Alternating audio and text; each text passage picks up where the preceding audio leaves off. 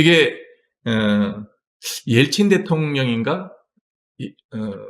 가 우리랑 수교할 때 러시아가 갖고 있던 작전 계획서를 우리한테 보내준 겁니다. 그 북한의 작전 계획도 원본이고 여기 이제 타격 계획 뭐 적혀 있죠. 또 이걸 좀 이제 너무 낡아서 제대로 이제 그 뒤에 벌어진 전쟁을 일어났던 상황들을 합쳐서 다시 좀 컬러풀하게 그려봤어요. 북한의 남침 작전 계획입니다. 여기 보면 1단계, 2단계, 3단계입니다.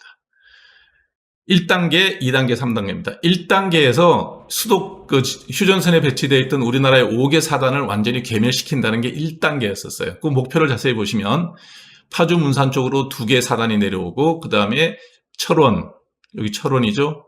그 다음에 여기 춘천 쪽에 2개 사단, 인제 원주 쪽을 2개 사단 이렇게 해서 다 밀고 내려오는데 하나는 뭐냐면 수도권에 4개 사단이 내려와서 공격을 하고 춘천 쪽으로 2개 사단이 들어오고 1개 사단은 삼척으로 가는 게 목표였습니다. 이 3단계를 가는데 삼척을 점령하면 그대로 동해안을 타고 내려가는 게 1차들 자기들 목표였고 제일 중요한 거는 서울을 점령하는 사이에 춘천 쪽으로 내려오기로 되어 있던 2개 사단이 춘천을 점령하고 양평 쪽으로 내려와서 수원 쪽으로 내려와서 이 사단들을 완전히 뒤에서 자르겠다는 거예요. 그러면 여기 완전히 우리나라 군인들은 여기서 후퇴한다 하더라도 도관이든 쥐가 돼서 한국의 주력 부대들을 몽땅 5개 사단 5개가 있었거든요. 이 5개 사단을 몽땅 잡아넣겠다는 거였습니다.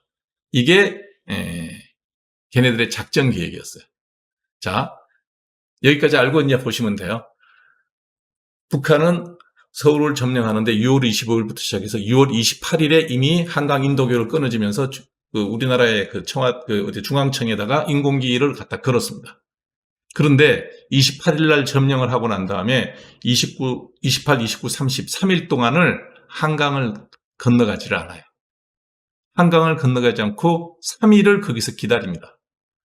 그 사이에 우리나라는 여기 있던 청색이 우리 부대거든요. 춘천에 시키고 요 부대가 몽땅 한강 하류 지역을 나룻배를 타고 건너와서 시흥 쪽에 지금의 시흥에다가 5개 사단 중에 2개 사단은 소멸돼 버리고 3개 사단이 전선을 만듭니다. 방어선을 구축을 일단 합니다. 그 3일 사이에. 그러면 왜 북한은 김일성은 서울을 점령하고 3일 동안 뭘 했냐? 왜 기다렸냐? 이게 이제 수수께끼였죠. 그동안에 이 지도가 우리 손에 들어오기 전까지는 이런 많은 가설들이 있었습니다. 왜 3일을 쉬었냐? 첫 번째, 원래부터 북한은 서울만 점령하고 그러고 있으면 남한의 남노당으로 해서 20만 이상의 남노당 당원들이 내부 봉기가 일어나서 한반도 전역을 공산할 수 있을 거라고 기다렸다는 거예요. 굉장히 많이 이제 인정받았던 가설이었습니다. 근데 그 뒤에 모든 소련에서, 러시아에서 이제 나왔던 자료들을 확인해 보면 그건 아니었다. 실제로 3일 동안 서울에서 그 당시 우리 국회의원들을 다 잡아서 이제 국회를 열어서 이승만 대통령을 탄핵하는 그런 시도를 했는데 이미 이제 국회의원들이 다 도망가 버려갖고 몇 명을 잡지도 못했죠. 그러니까 제한전쟁선은 원래 그런 거였다는 거죠. 서울까지만 점령하고 남노당의 봉기를 기다렸는데 안 됐다. 사실은 남노당의 봉기가 안 됐던 이유 중에 하나는 일전에 제가 방송했던 게 있죠. 우리가 이미 토지개혁을 해가지고 모든 농민들이 소작농이 아니라 자연농으로 변해 있었죠.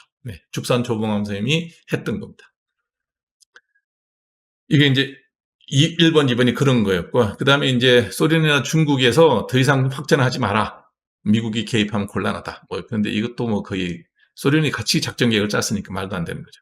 이제 네 번째가 가장 이제 그 당시에서는 많이 주목받았던 내용인데 그 당시 한강을 건너는 다리가 4개가 있었어요. 그러니까 인천에서 서울로 들어오는 철도선이 하나 있었고 철도 다리가 하나 있었고 그다음 한강에 철교와 인도교가 있었고 광진교 쪽에 하나가 있었어요. 근데 그중에 다리 3개는 이미 폭파가 됐고 한강 철교, 지금 우리 영동포로 넘어가는 철교 있잖아요. 그 철교는 멀쩡했었어요. 위에 그냥 철로만 일부 파괴된 상태였기 때문에 도하를 하려 했으면 못할 이유가 전혀 없었다는 거죠.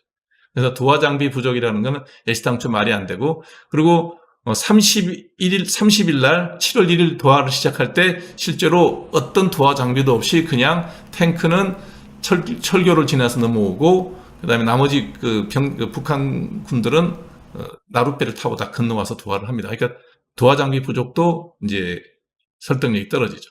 제일 중요한 게 이 6번 춘천 전투입니다. 이 춘천에서 있었던 한국군 제6사단, 6사단 2연대, 7연대 두 개 연대가 북한의 작전 계획대로 움직여 주질 않습니다. 무슨 얘기냐면 북한의 작전 계획은 춘천에서 하루 만에 춘천을 뚫고 이틀째 날에 수원에 진출해서 이쪽 부대가 내려올 때 이미 배후를 잘라야 되는 게 자기들 작전 계획이었어요. 근데 문제는 언제 벌어졌냐? 이 춘천이 하루 만에 뚫리지를 않아요.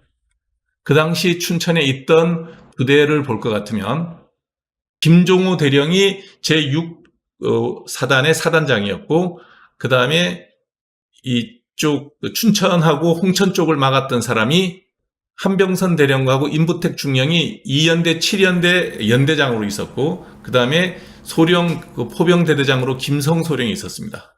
그 다음 19연대 민중건 중령이 있었고 특히 이제 포병대대까지 해서 우리나라가 그때 뭘 하고 있었냐면 6사단만 휴가를 안 보냈어요.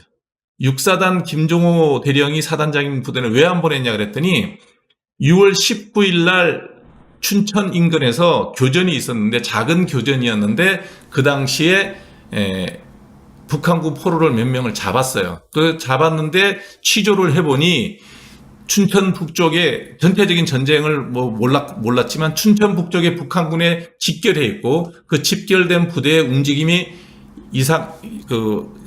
좀 특이하다. 그래서 휴가를 일부만 보내줍니다. 휴가를 아주 조금만 보내주고 나머지 편제가 그대로 유지된 상태로 6월 25일을 맞이한 거예요. 네. 그리고 또 그 전에 한 두어 달 전에 춘천고등학교 학생들하고 한 부대를 포함해서 인근의 야산에 전부 참호를 파놨어요. 그리고 거기에 높은 고지에 포병들이 이미 다 배치가 되어 있는 상황이었어요.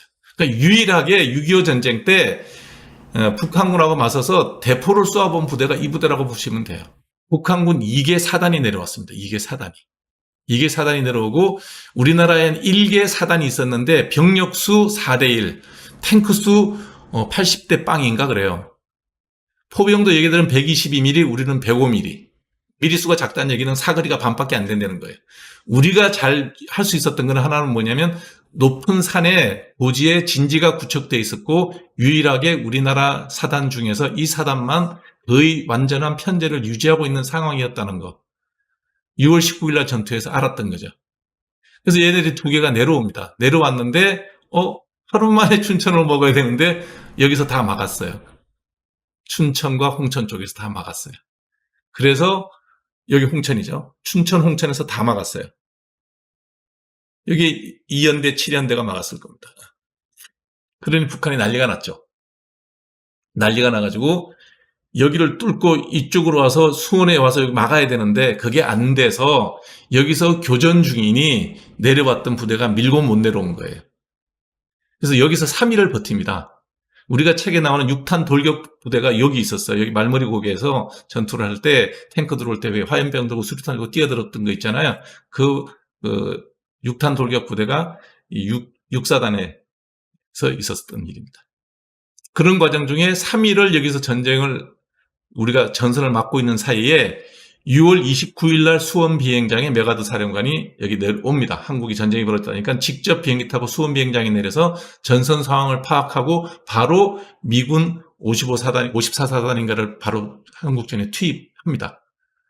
그러니까 그 사이에 한국군하고 미군하고는 그냥 일방적으로 쫓겨서 폐주병이 되는 게 아니라 전선을 만들고 보세요.